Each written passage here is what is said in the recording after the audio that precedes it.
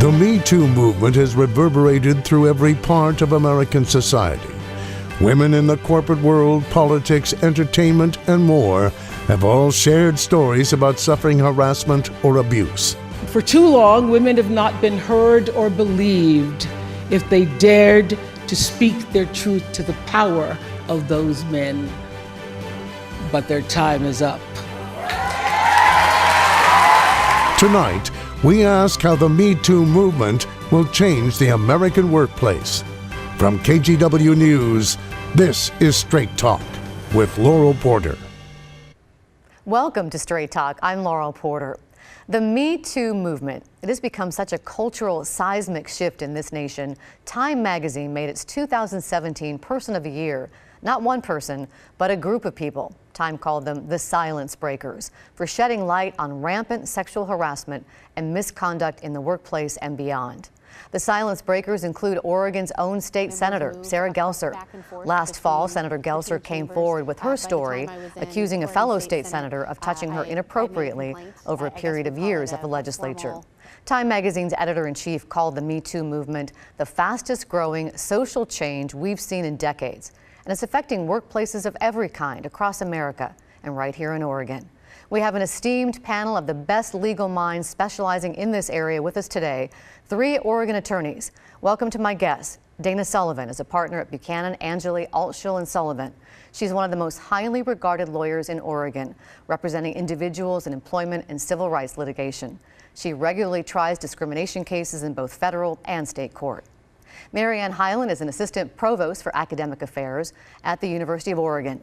She has 18 years of experience in institution-wide management and handles sexual harassment complaints for OHSU for 10 years.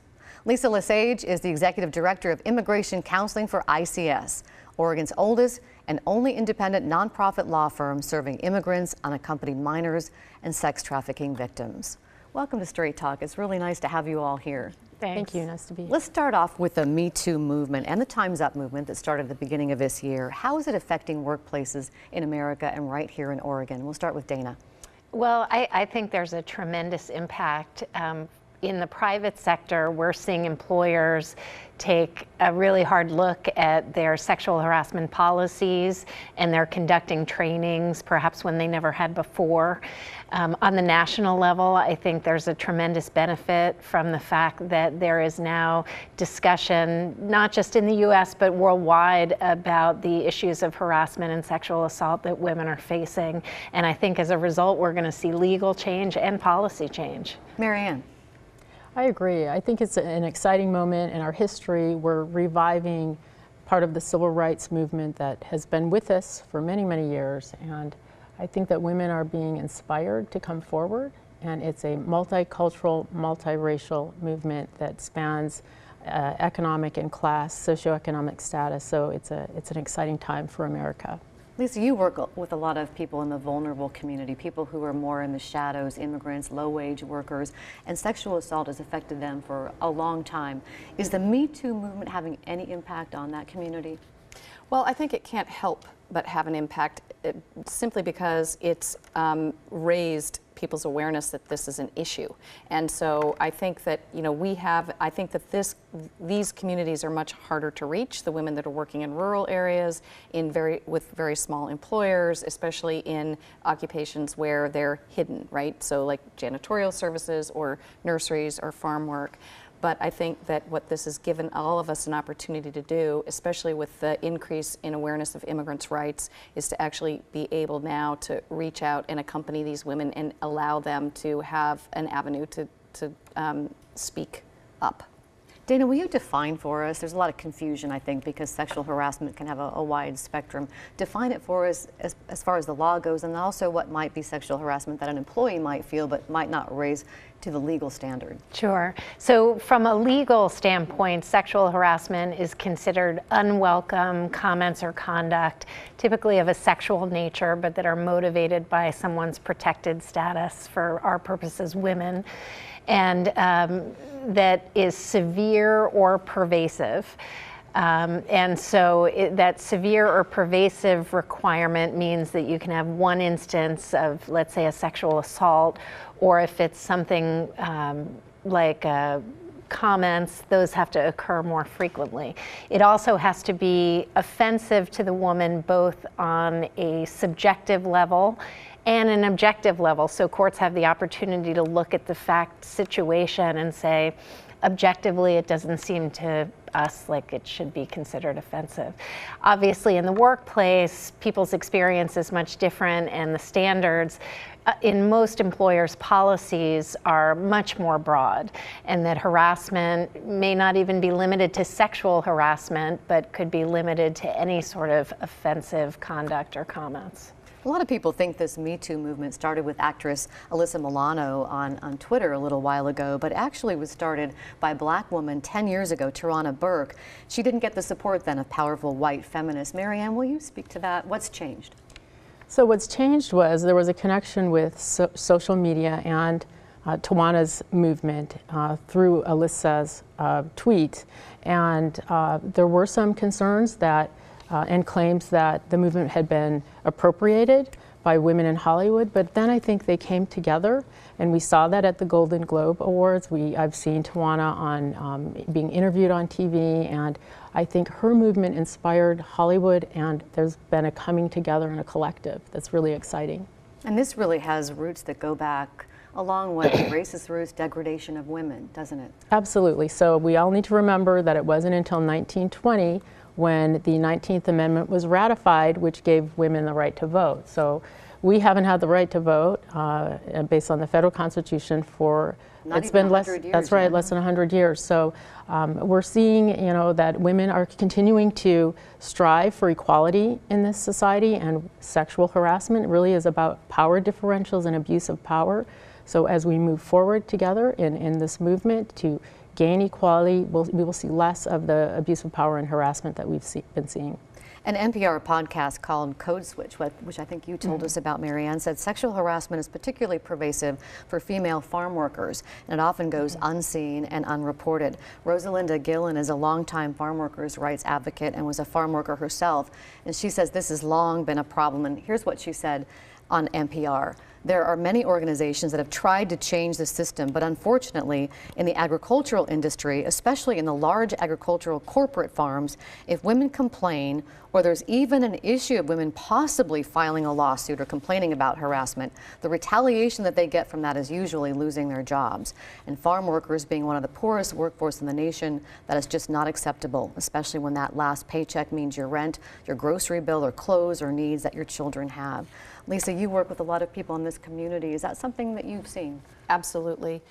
It's a huge problem, and one of the biggest problems is that access to legal, being able to make the move from that actually happening to access a lawyer, and then the enforcement mechanism. So it's very, very difficult for women to even speak up in that kind of a context. And then when they do, if they go to the Bureau of Labor and Industries, often there's a big disconnect there with being able to then follow through with a complaint. And when that happens, when women are discriminated against and they are terminated, they often have no recourse to be able to access a lawyer or to be able to follow through with that. It's not just the woman either. A lot of times the whole family. It's always the entire family that's affected. So it's the woman, it's the children, and oftentimes that means the family has to move. It uproots children from the school.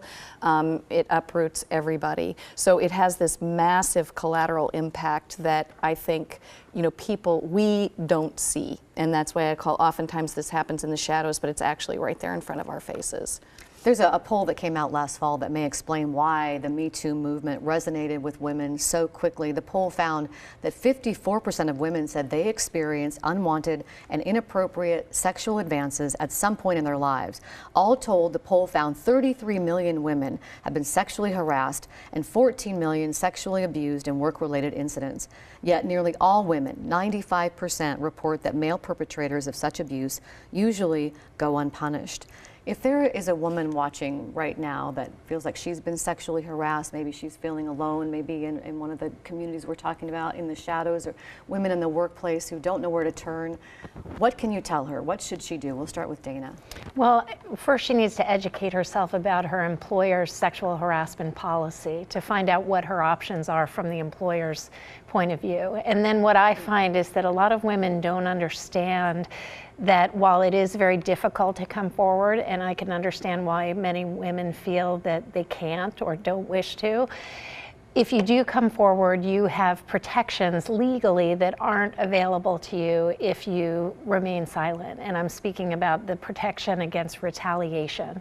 The law that prohibits sexual harassment also prohibits retaliation against people who've come forward. And retaliation cases are much easier to prove legally than sexual harassment cases. So when people come to me for advice, and many do before they take action, I always suggest that they really would be better off from a legal standpoint if they came forward. And many don't, nonetheless, just because of the personal cost. Mariann, anything you'd like to say? I agree with Dana. I would strongly encourage people to come forward and to report the concerns, because if they don't report it, it's likely not going to stop. Also, people need to take care of their mental health. They need to surround themselves with a support network. They need to reach out to their friends and make sure that they get support to help them get through that difficult time. And Lisa, what about people who are in the immigrant community? There may not be a process in place. They may not have anybody to turn to. That's exactly right. And I think one of the things that's so tragic about this is that first of all, there oftentimes aren't policies in place to begin with, especially if people are in-home caregivers of some type, or cleaning houses, or janitorial services, things like that. And I think one of the things we really need to think about, we women, middle-class women, thinking about especially, is trying to think about working with social service agencies about trying to become navigators for these women, so in a sensitive way, so that we can do exactly what Dana's talking about, do some education in these community centers that are culturally appropriate, talk to them about what their rights are, and then say, I will accompany you. So making that complaint and then letting the employer know, I'm watching you, right? And if that retaliation happens, accompanying that person through the complaint process to see that it follows its course, and then if there's a need to actually take the person to a lawyer. It's a lot more complicated than just saying, oh, go report this. So it really, I talk about intersectionality a lot, and it really means that we as a society also need to become involved in this. It can't just be up to the woman. As Mariann said, get your support around you. We need to also realize that a lot of women, even Native American born women, don't have the support network that they need. If I'm a single parent and I'm living in a town and I don't have friends here, that's going to be difficult no matter what. We can all advocate for each other. Mm-hmm. Oregon was in the news about sexual harassment long ago, before Senator Al Franken and Representative John Conyers, who both announced their departures from Congress recently amid multiple sexual harassment allegations. There was Oregon Senator Bob Packwood, who resigned in disgrace in 1995. And as we see this recent wave of allegations against powerful men from all types of industries, how much has really changed since Bob Packwood? And we look at our own legislature, Dana, and we talked at the top of the show about State Senator Sarah Gelser, who drew attention to sexual harassment in our own legislature, and you represent her. What can you tell us about the culture of our own Oregon legislature when it comes to sexual harassment? Well, the culture is not all that different from the culture in Hollywood. The stakes are different, obviously, but for a lot of people who are working in the legislature, and I'm talking now about staff, they have aspirations to go on to a career as a political staffer, perhaps moving up to the federal level or what have you. And if it's a staffer who is harassed by a member of the legislature, they are putting that very competitive career at risk. So there's a lot of pressure against coming forward. Whether you're a staffer or a member of the legislature, like Sarah, who's been harassed, one of the problems is that it's very unclear what the process is, or I should say there is a written policy or process in Oregon, but it's tremendously complicated. And so I think there is a lot of improvement to be had, and Oregon's not alone in that. There are 25 states, I think, at this point, who've had legislators accused of sexual harassment since October or November of last year. So many states are taking a hard look at their complaint processes and policies and doing trainings and whatnot. Are you encouraged that with State Senator Gelser coming forward that things will change at the Oregon legislature? I hope so. I mean, I know there was talk in October about having their complaint process examined to determine whether it could be improved. I don't know where that stands. But it's also a problem that we've seen come up in the courts, both on the federal level and in the state judiciaries across the country, that you have powerful people with unclear lines of reporting and processes that aren't particularly clear either, and that causes a significant confusion and is an impediment to people who might be interested in coming forward. We need to take a break in just a couple minutes, but I want to mention Anita Hill. She's leading the Time's Up Commission that started at the beginning of the year to combat widespread sexual assault and abuse, not just in Hollywood, but in workplaces everywhere. Anita Hill, of course, brought sexual harassment to the forefront in 1991 during the Senate confirmation of Supreme Court Justice Clarence Thomas, when she accused Thomas of continuously harassing her during her time as his employee. Laws were passed after that to try to change how we handle sexual assault. Mariann, you helped bring Anita Hill to Portland to speak after that. What happened between then and now that we haven't evolved more? Why are we finding ourselves in this environment now? Well, I like to think that that Anita Hill did make a difference at that moment, because through the case law, a new awareness of sexual harassment emerged. The case law began to evolve, and more women came forward. Yet she was, I guess you could say, a sacrificial lamb in some ways in the movement to try to advance women's rights, because she was alone and isolated in the sense that she didn't have a lot of support at the time. So I'm so grateful to learn that she's a part of this commission now and that she's helping move forward. So even though we aren't where we'd like to be, she really helps set the stage for this moment in time right now. Panel, thank you. We need to take a break, but when we come back, we'll talk about what we can all do to make change and end sexual harassment in the workplace. We're back in 2 minutes.